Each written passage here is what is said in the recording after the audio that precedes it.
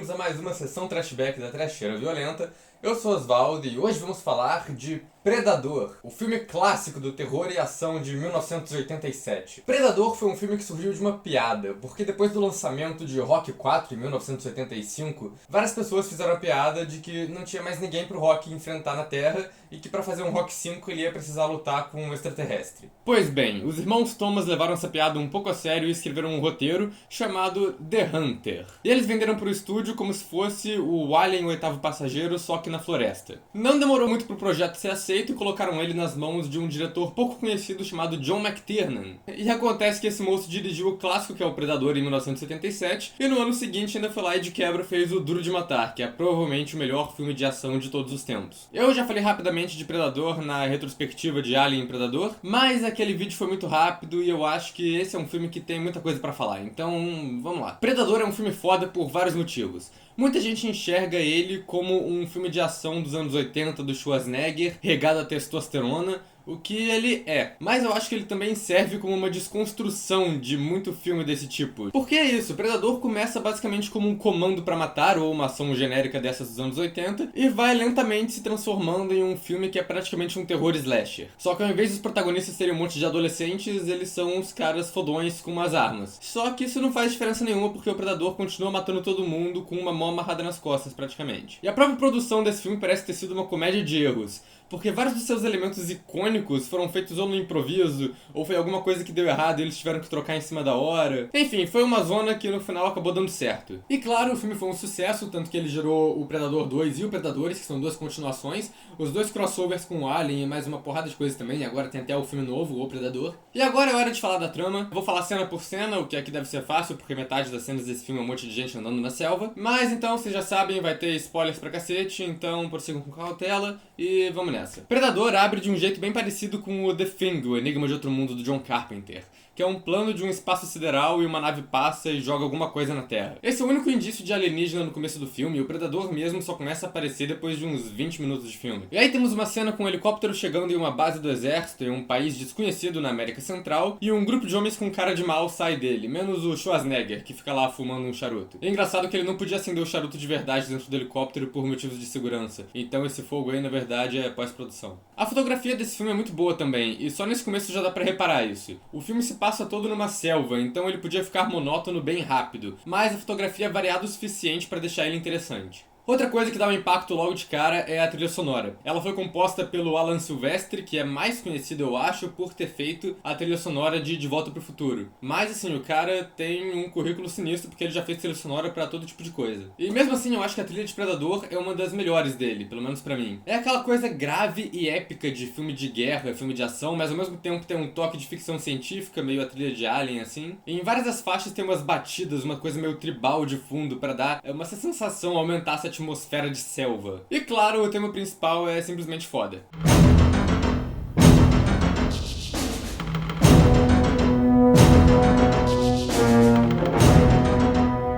Enfim, o Schwarzenegger aqui faz o papel de Dutch, o líder desse esquadrão de soldados. O problema do Arnold Schwarzenegger é que ele não é um bom ator, mas ele é uma montanha de músculo e ele tem muito carisma. Tanto que ele virou governador da Flórida depois, né? Eu acho que só isso funciona pra maioria dos papéis dele. Acho que na verdade é até meio injusto falar que ele não é bom ator. Ele é um bom ator pro que ele faz. Ele não é um ator muito versátil. Mas assim, eu acho muito boa a escolha dele como o protagonista desse filme. Porque mesmo com várias cenas ficando não intencionalmente cômicas, só de você olhar pra cara dele, eu acho que funciona justamente por causa da brincadeira com os clichês de filme de ação. Eu já falei isso na retrospectiva e eu reitero, esse filme não teria sido um clássico se fosse com qualquer outro ator. Enfim, o Esquadrão do Dutch foi chamado pra esse país na América Central pra fazer uma missão. A gente não sabe qual país é, esse filme nunca fala, e quem tá comandando essa missão é o General Phillips e esse agente da CIA, que é o Dillon, interpretado pelo Carl Weathers. E o Carl Weathers é um ator muito bom, então as conversas dele com o Schwarzenegger são até um pouco constrangedoras, porque o nível dos dois é muito distante. Basicamente, o Dutch e o Dillon já se conheciam antes, e eles trocam um aperto de mão mais másculo da história, que é uma das cenas mais icônicas desse filme também. Olha a porra do tamanho do braço do Schwarzenegger, cara, isso é maior que a minha cabeça. Eles explicam que o time tem que resgatar um pessoal do governo que foi capturado pela guerrilha local. E eles até têm um mapa pra mostrar a missão, mas olha só o que tá escrito aqui no mapa.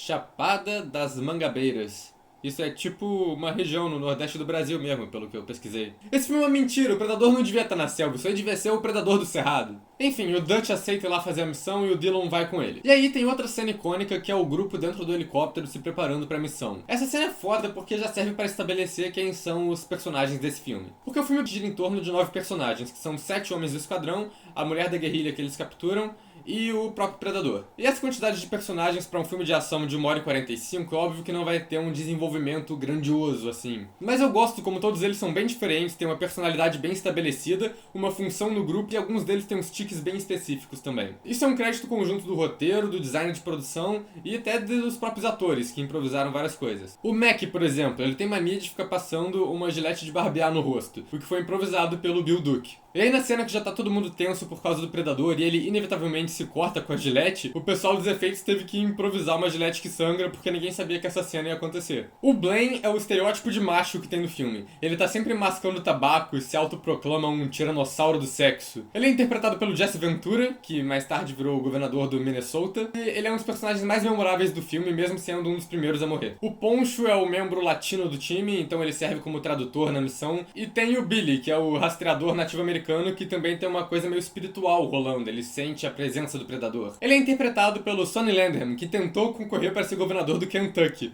mas acho que os Estados Unidos já tinha atingido o número máximo de ex-atores de Predador que você pode ter como governador em um país. Se tivesse entrado mais um, eles tinham que ter decretado o estado de emergência nacional. Acho que o personagem mais deslocado no filme é o Hawkins, que é o nerd do grupo, que tá sempre lendo um gibi e contando umas piadas sem graça. Esse personagem só é assim porque os produtores queriam um roteirista que ficasse no set em tempo integral. Então eles colocaram o Shane Black no papel pensando justamente que ele podia reescrever o roteiro enquanto tá atuando. O Shane Black, no caso, é o cara que escreveu todos os filmes do Máquina Mortífera, e mais tarde ele também dirigiu e escreveu coisas tipo Homem de Ferro 3, e agora, quem diria, o novo filme do Predador. E o mais irônico disso é que ele não reescreveu nada pro filme. A única coisa que ele acrescentou foram as piadas sem graças que o Hawkins fica contando. Eu acho que de todos esses personagens, o que tem menos caracterização é justamente o Dutch. Mas é porque ele não precisa de caracterização. Ele é o Arnold Schwarzenegger e só isso já basta. Essa cena do helicóptero é muito boa porque ela já estabelece mais ou menos isso de cada personagem. E a moral da história é que todo filme que tem muito personagem tinha que ter uma cena deles no helicóptero apresentando cada um. Pega, por exemplo, o Alien Covenant, que uma das nossas maiores reclamações foi que ele tinha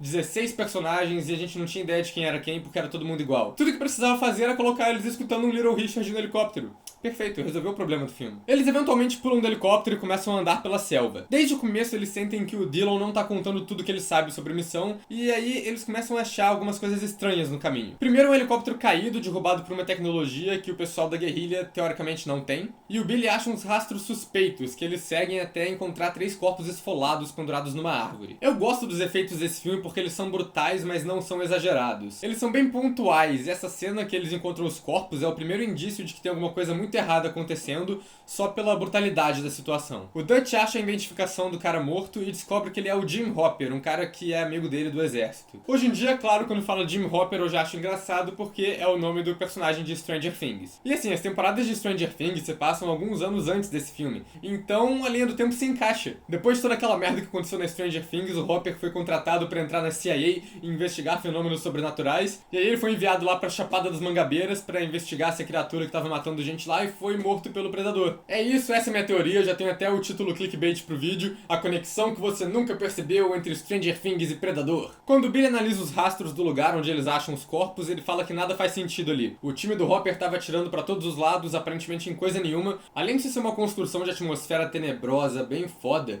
isso também é uma construção de roteiro muito boa. Porque quando o Billy descreve isso não faz sentido, mas mais tarde, quando eles estão sendo caçados pelo Predador, eles fazem exatamente o que ele descreveu, que é começar a atirar a esmo pela floresta sem ter ideia do que tá fazendo. A reação do Blaine pra isso é montar a minigun dele, que é essa metralhadora giratória bizarra aqui. Eu não sei muito sobre armas, o que eu sei vem dos jogos online que eu jogo, mas eu tenho quase certeza que carregar uma minigun pra sua missão de resgate no meio da selva é possivelmente a coisa menos prática do mundo. O IMDb e o IMFDB me confirmaram essa suspeita, que não só essa arma não é nada prática, mas como pra atirar tudo que eles atiram com ela no filme, eles iam precisar estar carregando 400 kg de munição. E é curioso também que essa minigun, na verdade, tá girando voando a 1/3 da velocidade normal dela, a pedido do diretor de fotografia, porque ela de verdade é tão rápida que na câmera tava parecendo só um borrão. Eu acho legal também como o design de produção desse filme deu atenção pra arma de cada membro do time, já que elas são todas bem diferentes e customizadas, feitas com partes de mais de uma arma diferente. Inclusive o lança-granada que tá embutido na metralhadora do Dutch é exatamente o mesmo prop, o mesmo lança-granada falso, que tava na metralhadora do Tony Montana, na famosa cena do Say Hello to My Little Friend em Scarface. Vocês não estão mais felizes? Vocês não são pessoas melhores por saber essa informação agora?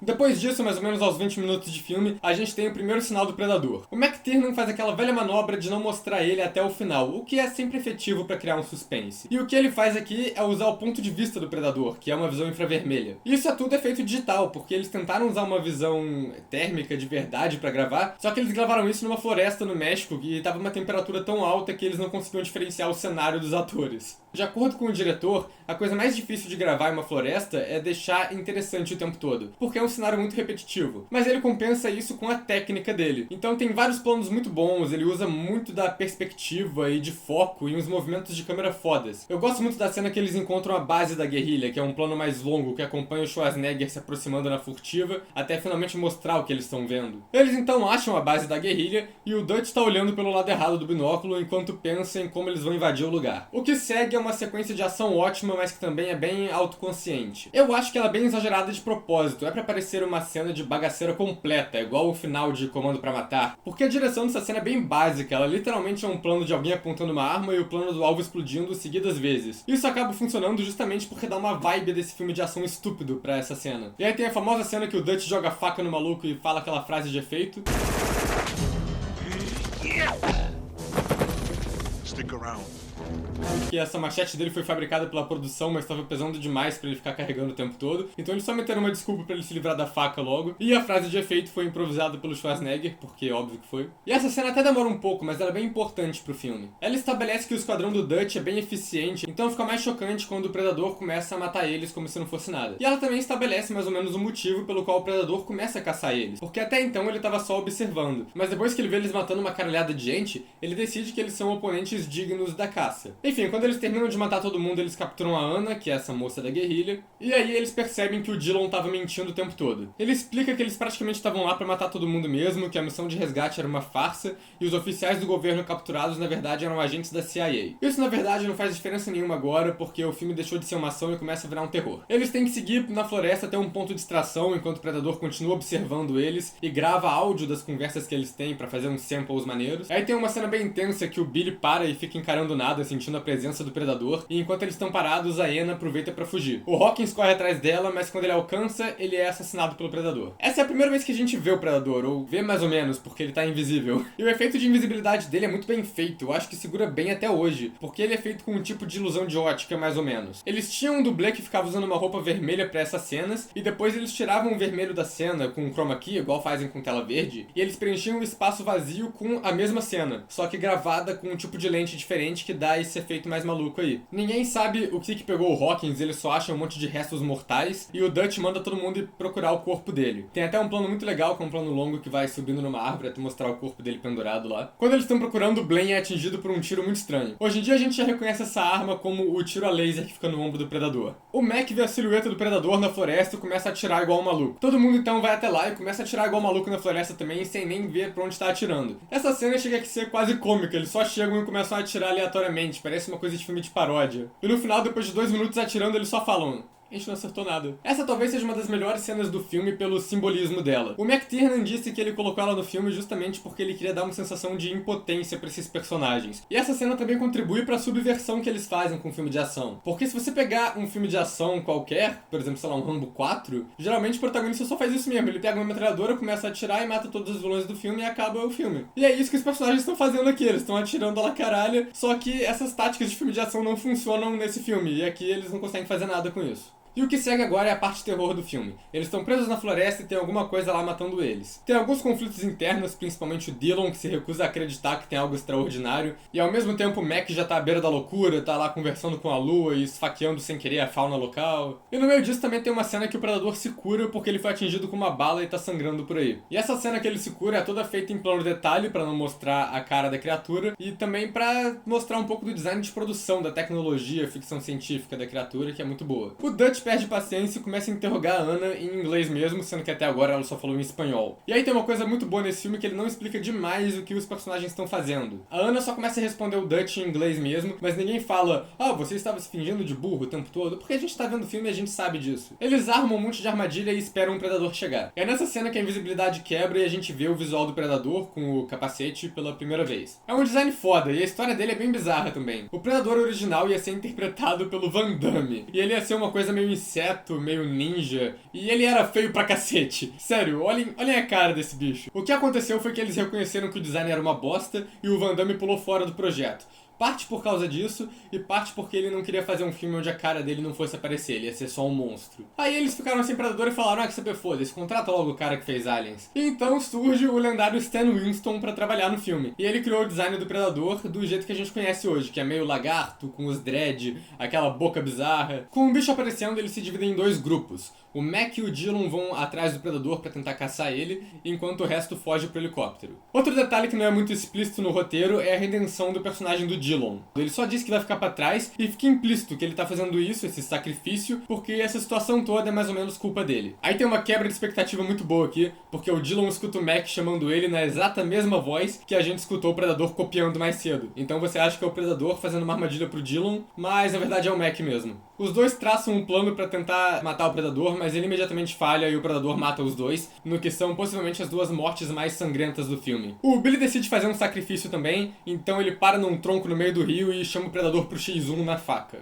Eu acho que um filme cheio de coisa foda e badass acontecendo, essa cena recebe o prêmio. A gente nem vê o que acontece, a gente só escuta o grito dele e mais tarde vê o predador arrancando a espinha dorsal do corpo dele igual o Sub-Zero. O predador encurrala os três sobreviventes e mata o Poncho. A Ana tenta pegar uma arma, mas o Dutch deduz que o predador só mata quem tá armado e ela consegue fugir pro helicóptero depois de um pequeno incentivo do Arnold Schwarzenegger. Run! Go! Get to the chopper! Essa virou uma das frases mais famosas do Schwarzenegger de qualquer filme. E eu sinceramente não sei porquê. Eu acho que ela só virou um meme porque o jeito que ele fala é engraçado. O Dutch foge do predador e acaba caindo de um penhasco dentro de um lago. Tem um dos planos dele caindo que eu li em algum lugar que eles realmente jogaram a câmera do penhasco pra conseguir fazer. Mas eu não sei se essa informação é real ou não. Eu gosto de pensar que é, mas eu tenho minhas dúvidas. E quando ele tá nesse lago, o predador não consegue mais ver ele porque a lama disfarça a temperatura do corpo. E agora que o Dutch sabe como é que ele funciona, ele começa a pensar numa estratégia pra matar a criatura. Segue uma sequência dos dois se preparando, com o Dutch armando uma armadilha. E eu acho legal como esse filme é quase uma degradação da humanidade, digamos assim. Que eles começam esses caras com um plano cheio de armas, mas no final ele já virou um maluco todo sujo de lama, quase não tem fala mais, tá só gritando e fazendo umas paradas bem primitivas no arco e flecha. E é isso que funciona pra matar o predador. Ele consegue ferir o predador com umas explosões, o predador acha ele digno e finalmente tira a máscara e a gente vê a cara feiosa dele. Isso é sensacional, porque o Stan Winston criou essa máscara e precisava de um time de mais ou menos umas 5 pessoas pra conseguir mexer todos esses animatrônicos. E o predador também já é interpretado pelo Kevin Peter Hall, que é um cara que tinha uns 2,10 metros de altura, e essa máscara ainda fica uma cabeça acima da cabeça dele, pro predador ficar maior ainda. Os dois se tampam na porrada e o Dutch guia o predador até a armadilha que ele fez. Essa armadilha é outra coisa que o filme só mostra sem explicar muito. Então eu até demorei um pouco pra entender como é que ela ia funcionar no plano original do Dutch, que era usar uma corda pra socar o predador naqueles espinhos. O predador percebe isso, mas por cagada, ele para embaixo do contrapeso que o Dutch colocou pra armadilha. Então ele ativa ela e o tronco de árvore cai em cima do predador. O predador vê que perdeu e decide dar o tapa no tabuleiro e ativa uma bomba no pulso dele. O Dutch não sabe muito bem o que é isso, mas ei, tem uma luz vermelha, pisca e faz barulho, então melhor não arriscar. O predador explode e o Dutch escapa no helicóptero, agora traumatizado com essa experiência. Tudo bem quando termina bem. E ainda, numa dose extra de cinismo, os créditos finais passam com umas imagens dos personagens sorrindo, mostrando personagem por personagem, igual uma sitcom. É sensacional. E isso é Predador, é definitivamente um clássico da ação, terror e ficção científica. Eu acho que ele é meio que uma desconstrução de filmes de ação, ao mesmo tempo que ele é um filme de ação muito bom por si só. Mais ou menos a mesma coisa que o Pânico fez nos anos 90 com os filmes slashers. E esse filme tem várias frases ótimas, algumas que eu nem mencionei na trama, mas vou colocar aqui agora. You're hit. You're bleeding, man. I ain't got time to bleed. If it bleeds, we can kill it.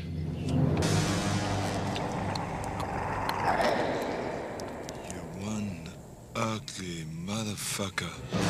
E é isso, é um roteiro bom, uns designs fodas, uma direção muito boa.